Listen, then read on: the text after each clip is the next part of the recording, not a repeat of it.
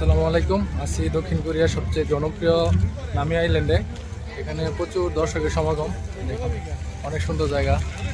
তো শরতের শেষ মুহূর্তের ঘোরাঘুরি এটা।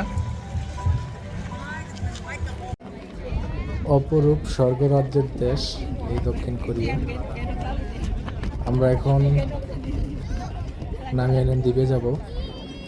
তো আমরা ট্রলারে করে যাচ্ছি।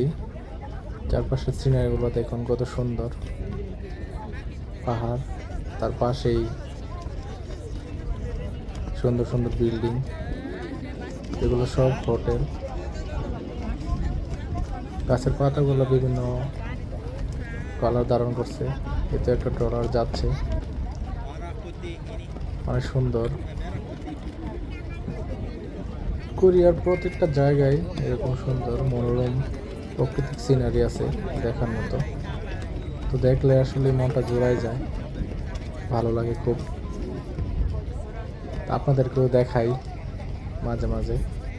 তো আশা করি আপনাদেরও অনেক ভালো লাগে। দেখুন পাহাড়, চারপাশে পাহাড়, এদিকে নদী, ওই ছোটো ছোটো স্ট্রিট রোড চলতেছে, পাশে বিল্ডিং, বাসা, রাস্তা, হোটেল। যেহেতু এটা পর্যটক কোরিয়া, এদিকে সমানে হোটেল আছে। দেখার মতো অনেক সুন্দর জায়গা।